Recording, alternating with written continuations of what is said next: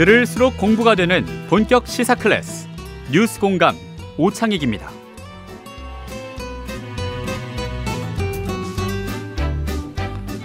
국회가 아주 분주하게 돌아가고 있습니다. 쟁점도 많은데요. 그중에 중요한 쟁점이죠. 예산안 처리 어떻게 되는지 예산결산위원회 위원장을 맡고 계신 우원식 더불어민주당 국회의원 전화로 연결되어 있습니다. 우 의원님 나와 계시죠? 네, 안녕하세요. 우원식입니다. 네, 안녕하세요. 지금 예산안 법정 처리 시한은 금요일이다. 그 전까지 해야 된다 이런 얘기도 있는데 지금 상황은 어떻습니까? 예, 어제 국회의장 주재로 여야 원내대표 회동에서 결정이 됐는데 여야 예결위 간사가 내일 오후 2시까지 예산안과 관련한 쟁점 사안을 해소해라. 그리고 타결 짓자. 그러니까 그것대로만 되면 시한 내에 할 수 있는데 네. 이게 지금 이제 속을 들여다보면 협상이 굉장히 안 되고 있어서 어려움이 많습니다. 어제부터 제가 주재한 여야 예결위 간사협의회에서 그동안 검토하지 못했던 감액 사업이나 또 증액 사업 이런 것들도 지금 살펴보고 있는데 여당이 예산안 심사에 협조를 잘 하지 않습니다. 그래서 어려움이 많아서 합의가 될 수 있는 건 처리하고 도저히 안 되는 부분이 있으면 그건 불가피하게 원내대표 협상으로 갈 수밖에 없는 그런 상황입니다. 방금 우원식 위원장님 말씀 들으면서 약간 의아한 게 예산안 처리에 더 조바심을 내야 될 건 언제나 집권 여당인 것 같은데요. 네, 그렇죠. 예산안 처리에 여당이 협조하지 않는다. 국민의힘이 협조하지 않는다. 이건 무슨 얘기입니까? 그러게요. 저도 그게 참 납득이 안 되는데 이게 민생이 점점 나빠지고 경제 상황도 악화되고 그러니까 이런 상황에서 정부 여당이 오히려 예산안 심사에 더 앞장서야 되거든요. 그리고 늘 이제 이 예산안은 책임져야 될 게 정부 여당이기 때문에 그래야 되는데 요즘 정말 여당이 오히려 예산안 심사를 보이콧하는 그런 초유의 사태를 제가 보고 있어요. 어제 주호영 원내대표가 기자간담회에서 만약에 이상민 장관 해임 건의안을 민주당이 강행하면 예산안 처리는 물 건너 간다. 이거는 야당이 하는 소리인데 여당이 이렇게 얘기하더라고요. 그게 그래서 이제 목요일까지 이견 없이 원만하게 소위 심사를 했는데 느닷없이 막판에 와서 여당이 상임위에서 국회법이 정한 절차에 따라서 의결된 예산안을 본인들이 동의하지 않았다고 해서 회의에 불참하고 또 그리고 정부 역시 거기에 동조해서 회의에 들어오지 않는 상황까지 생기더라고요. 이거는 저는 정말 국민을 무시하는 오만방자한 태도다. 이렇게 보여지고. 아니, 우원식 의원님은 지금은 야당인데, 네, 불과, 야당이죠. 5월 이전엔 여당이셨고요. 또 야당을 돌아가면서 하는 거 아닙니까, 사실. 네, 그렇죠. 그런데 여당이 예산에 대해서 이렇게 하는 걸 보신 적이 있으셨나요? 일찍이? 본 적이 없습니다. 저는 이게 이제 정권 교체, 여야가 정권 교체했을 때, 생각하는 강조점이 워낙 다르기 때문에, 첫 해 예산안이 굉장히 어렵거든요. 네. 제가 5년 전에 문재인 정부 첫 해 원내대표를 했습니다. 민주당 원내대표. 그때도 저희가 소수였는데 그때 예산을 통과시키려고 야당들의 원내대표 찾아다니고 설득하고 그게 지금 생각해도 정말 뭐라고 얘기할까? 하여튼 최선을 다해서 했는데 그때 생각해 보면 지금 여당의 모습은 제가 처음 보는 아주 낯설고 참담한 모습입니다. 이건 국가를 제대로 운영하는 그런 모습이 아니죠. 그러니까 얼핏 보면 이상민 장관 하나를 지키기 위해서 예산안 법정 처리 시한 같은 거 중요하지 않다 이런 태도예요? 아니면 다른 속내가 있는 겁니까? 그것도 있고요. 네. 또 하나는 대통령 비서실, 감사원, 검찰, 경찰국 이런 권력기관의 예산 이거는 손도 못 대게 하거든요. 네.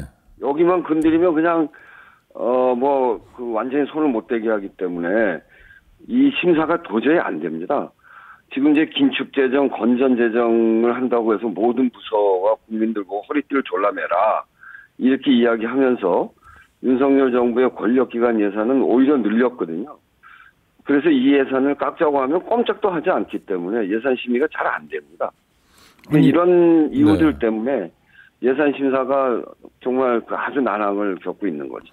저희가 언론 보도만 봐서 구체적으로 심사가 어떻게 진행되는지는 잘 모르니까 일반 시민들은 이를테면 앞서 말씀하신 행안부 경찰국 예산 같은 경우에 민주당에서 전액 삭감했다 이런 보도까지 본 기억이 있는데요. 그게 사실이 아닌가 보죠? 아니 그러니까 경찰국 예산 같은 경우에는 네. 시행령을 위반한 그 위법적인 그런 기구거든요. 그렇죠. 네. 법률상 근거가 없는. 저희가 깎으려고 하는 거죠. 네. 그러니까 이 법적으로 위법하다. 법이 정하고 있는 대로 하지 않고 시행령을 가지고 기구를 만들었기 때문에 그거 안 된다는 게 저희들의 기본적인 생각인데 그럼에도 불구하고 그 예산을 심의하려고 하면 아예 그냥 손을 못 대게 합니다. 그러면 더불어민주당의 입장도 그렇고 예결위원장으로서 우현식 위원님의 입장은 어떤 겁니까? 저는 이런 것들을 놓고서 심의를 해야죠. 네. 국민의 삶을 지키는데 꼭 필요한 예산들이 있어요. 이제 그거를 이제 저희 민주당도 그렇고 저도 뭐 매우 중요하다고 생각하는데 이런 증액을 시키려면 지금 안 들어가 있는 예산들이 있거든요. 그거 하려면 어딘가는 불필요한 예산을 찾아서 감액하고 또 이거 지나치게 뭐 권력형 기구들의 예산들 많이 늘어나 있는 건 줄이고 이렇게 해서 우리 국민들 민생에 필요한 예산을 편성해야 되는데 그걸 막고 있기 때문에 지금으로서는 굉장히 어려움이 많은 거죠. 네. 그러니까 민주당에서 생각하는 민생 예산 핵심적인 건 어떤 게 있을까요? 우선은 이제 어르신 부부가 함께 살아도 차별 없는 기초연금 부부 합산 감액을 금지하는 거. 네. 또 그리고 고금리 시대에 어려움을 겪는 중소기업 취약차주를 위한 민생 회복 예산. 그리고 지역 소상공인을 살리는 지역사랑 상품권을 발행할 수 있는 예산.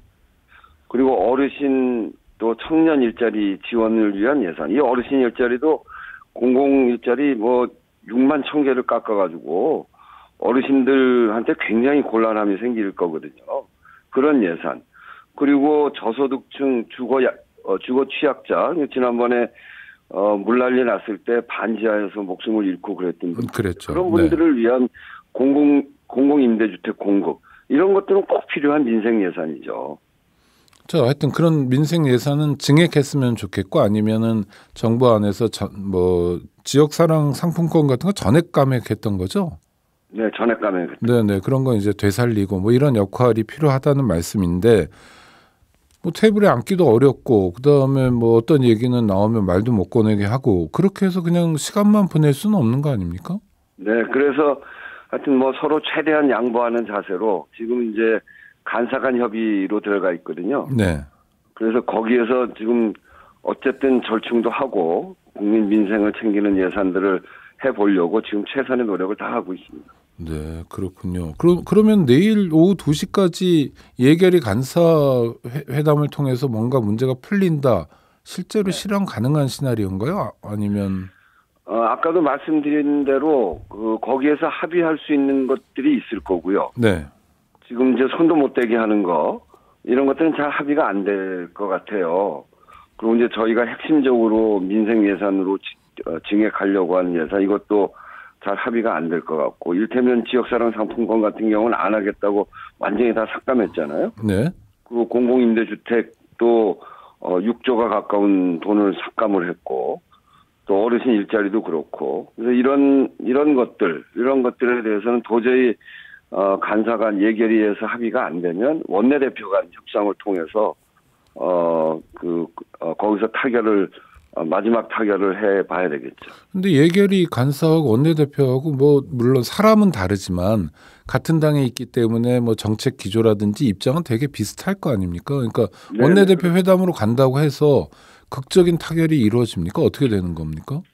근데 이제 이게 그 예산안이 처리되지 못하면 굉장히 어려운 상황이 생깁니다. 그래서 이제 타협을 하려고 하는 건데 합의가 이루어지지 않을 경우에 12월 2일이 되면 정부안이 그대로 본회의에 상정이 되거든요. 네. 그런데 정부안이 그대로 올라오는 거는 민주당으로 봐서는 이건 도저히 받아들일 수 없는 안이기 때문에 부결시키게 되겠죠. 네. 그러면 이 부결이 되면 정부 여당이 지금 말하는 준예산으로 가게 되거든요. 네. 이 준예산으로 가면 올해 예산을 기준으로 해서 경직성 경비, 이를테면 법률상 의무 지출 경비나 뭐 기관 운영비, 뭐 공무원들 급여 같은 거겠죠. 네, 이런 것만 나가고 민생 예산이나 이 사업 예산은 나가지 못합니다. 국민이 굉장히 크게 고통을 받겠죠. 그래서 다수 야당이 이런 준예산으로 가지 않고 선택할 수 있는 길은 정부 동의가 필요한 증액 사업은 뭐 할 수가 없지만 국민 입장에서 불필요한 예산만 삭감하는 그런 예산은 가능하거든요. 네. 국회의 권한은 삭감 권한만 있어요. 이 증액하는 건 정부 동의가 필요하고. 네. 그래서 그런 야당 단독의 수정안을 발의할 수도 있는 거죠. 그런 마음을 잡수고 계십니까? 아니면은 뭐 추이를 좀 더 봐야 된다 이런 신중론인가요? 추이를 끝까지 봐야 되는데 네. 준예산으로 가는 상황은 막아야 되고 네. 또 최소한의 사업은 또 할 수 있어야 되고 이제 그렇기 때문에 이런 것도 검토할 수밖에 없는 거고 또 그렇게 되면 여당은 여당이 하고 싶은 사업들을 또 할 수 없게 되는 그런 상황들이 생기기 때문에 이런 파국을 막기 위해서는 협상을 해야 됩니다. 그래서 여야가 합의해서 국민 민생도 잘 챙기고 하는 예산으로 만들어야 되기 때문에 야당의 목소리에 경청을 할 수밖에 저는 없을 것이라고 생각하고요. 그런 서로의 지렛대를 가지고 원내대표 협상에서 최종 협상을 하게 되는 거죠. 근데 매번 이맘때가 되면 발을 동동 구르는 쪽은 여당 쪽인데요. 그러니까 하고 싶은 일, 해야 될 사업들을 진행해야 되니까. 근데 우원식 의원님 말씀하신 것처럼 여야 입장이 바뀌어 있다는 건 어떻게 해석해야 되는 겁니까? 집권한 지 얼마 안 돼서 생기는 뭐 착오입니까? 아니면 어떤 근거가 있는? 네. 국정조사 요즘 이제 12구 참사에 대한 국정조사가 합의됐잖아요. 네네. 그게 기한이 45일 기한이고 이미 기한이 시작이 됐거든요. 네. 그리고 이걸 본격화하는 걸 예산안 통과 이후 이렇게 정해놨단 말이에요. 이 국정조사를 제대로 하지 않으려고 예산안 통과를 최대한 뒤로 미루는 거 아니냐. 그런 느낌을 받아요. 그렇게밖에 이해가 안 돼요. 그러면 국정조사는 연장도 할 수 있고 새로운 국정조사도 할 수는 있잖아요. 그러게요. 네. 그래서 저는 지금 본인들이 여당인 거를 아는지 야당이라고 착각하는지 저도 정치를 오래 했습니다만 이런 여당은 처음 봅니다. 네, 앞서 맨 처음에 말씀이 이런 여당 처음 본다는 말씀이 반복되고 있는데요. 그래도 국민들은 좀 우리의 삶이 달린 문제에서는 뭐 야당이어도 우원식 예결위원장 같은 분들이 좀 역할을 해주셔가지고 특히 앞서 몇 가지 언급하셨잖아요. 어르신들 문제라든지 네. 또 사회적 약자의 문제는 좀 챙겨주셨으면 하는데 민주당이 제대로 싸우냐 뭐 의지가 별로 없는 거 아니냐 이런 얘기도 많이 합니다. 어떻게 설명하시겠어요? 싸우는 것만이 능사는 아니고 네네. 국민들 앞에서 국민들의 민생을 잘 챙길 수 있도록 대화하고 타협하고 그렇게 해서 가장 선한 방향의 예산을 만들어내는 게 국회가 해야 될 일이죠. 그래서 그걸 위해서 최선의 노력을 다 하고 있는데 여당이 이게 권력기관의 예산을 지키는 일 또 국정조사와 관련한 이런 태도들 이런 것들 때문에 여당답게 하지 못해서 매우 답답하긴 합니다만 끝날 때까지 끝난 게 아니다 이렇게 생각하고 최선의 노력을 다해 나갈 생각입니다. 네, 또 나는 우원식 의원이 예전에 을지로위원회 위원장 을을 지키는 모임 뭐 이런 걸 하셨잖아요. 더불어민주당에서. 네네. 그래서 다른 의원들보다 약자와 함께 하는데 의정 활동을 좀 집중했던 그런 기억이 있는데 지금 민주당이 그런 모습을 잘 보여주는 것 같지 않다 이런 지적도 있는데 한 말씀 해보신다면요. 저는 이제 정치는 힘이 약한 사람들의 가장 강한 무기가 돼야 된다 이렇게. 힘이 약한 사람들의 가장 강한 무기. 네. 가 정치다 이렇게 생각을 하고 그런 일들을 실현해 가기 위해서 뭐 여러 방면에서 제가 할 수 있는 일들을 해왔는데 민주당이 하여튼 국민들한테 죄송한 거는 탄핵을 통해서 어렵게 국민들의 힘으로 민주당에게 힘을 주고 권력을 주고 우리한테 정권을 맡겨서 일을 하라고 했는데 5년 만에 정권을 뺏기게 돼서 또 이렇게 그런 속에서 윤석열 정부의 지금의 모습을 볼 수밖에 없게 된 점에 대해서 국민들한테 죄송하게 생각을 하고요. 그렇지만 그런 조건 속에서 또 저희는 저희대로 그런 기본적으로 정치란 힘이 약한 사람들과 함께하는 그런 정치의 모습을 만들어 가려고 동분서주 노력하고 있습니다. 부족하게 보이는 점들은 저희가 좀 더 보완하고 또 힘을 모아서 잘해 나갈 수 있도록 많은 관심을 가져주시면 더 잘할 수 있을 것 같습니다. 네, 알겠습니다. 우원식 예결위원장님의 2023년 예산안에서 가장 중요한 건 하여튼 약자를 돕는 역할을 우리 국가가 또 정치가 어떻게 할 것인가에 달려 있다. 이렇게 새기면 되겠죠? 네, 예산 가장 중요한 게 민생 제일 예산이죠. 민생 제일 예산 한번 믿어보겠습니다. 인터뷰 함께해 주셔서 감사합니다. 네, 감사합니다.